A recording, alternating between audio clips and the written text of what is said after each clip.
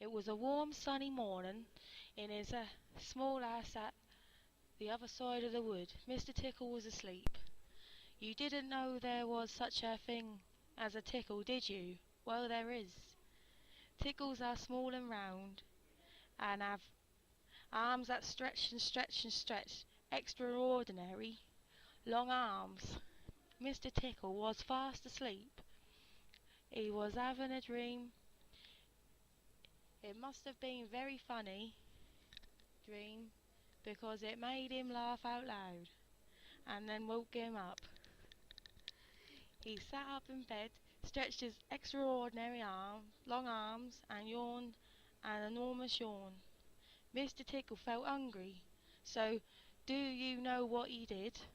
He reached out one of his extraordinary long arms, opened the bedroom door, reached down the stairs, opened the kitchen door, reached into the kitchen cupboard, opened the biscuit tin, took out a biscuit, brought it back upstairs and through the bedroom door and back to Mr. Tickle in bed. As you can see, it was very useful indeed having arms as long as Mr. Tickle's. Mr. Tickle munched his biscuit. He looked out of the window. Today looks very much like a tickling day, he thought to himself. So later that morning, Mr. Tickle he made his bed and cooked his breakfast. He set off through the window. As he walked along, he kept his eyes wide open, looking for someone to tickle, looking for anybody to tickle. No, I haven't finished. Eventually, Mr. Tickle came to school. There was nobody about, so reaching up his extraordinary long arms to a high window ledge, Mr. Tickle pulled himself up and peeped through the open window. Inside he could see a classroom. There were children sitting at their desks and a teacher writing on a blackboard. Mr. Tickle waited a minute and then reached his arms through the window. Mr. Tickle's extraordinary long arms went right up to the teacher, paused, and then tickled. The teacher jumped in the air and turned around very quickly to see who was there, but there was nobody there. Mr. Tickle grinned in a mischievous grin. He waited another minute and then tickled the teacher again. This time he kept on tickling until soon the teacher was laughing out loud. "Stop it, stop it," over and over again. All the children were laughing. Too, as such funny sight, there was a terrible pandemonium.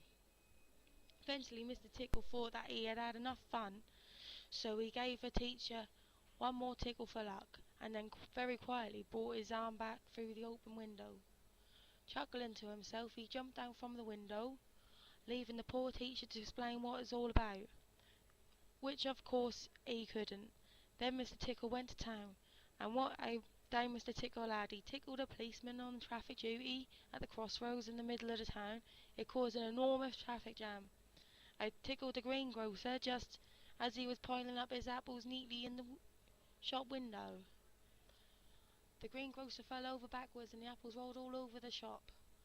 At the railway station, the guard was about to wave his flag for the train to leave. As he lifted his arm into the air, Mr. Tickle tickled him, and every time he tried to wave his flag, Mr. Tickle tickled him again, until the train was 10 minutes late for leaving the station, and all the passengers were furious. That day Mr. Tickle tickled everybody. He tickled the doctor, he tickled the butcher, he tickled old Miss Stamp, postman, who dropped off the letters to him in the puddle. Then Mr. Tickle went home. Sitting in his armchair in his small house at the other side of the wood, he laughed and laughed every time he thought about people he had tickled. So if you ever ticklish, beware of Mr. Tickle and those extraordinary long arms of his. Just think, perhaps he's somewhere about at this very moment while you're reading this book. Perhaps the extraordinary long arms of his are already creeping up that door of the room. Perhaps it's opening the door now and coming to your room. Perhaps before you know what is happening, you will be well and truly tickled.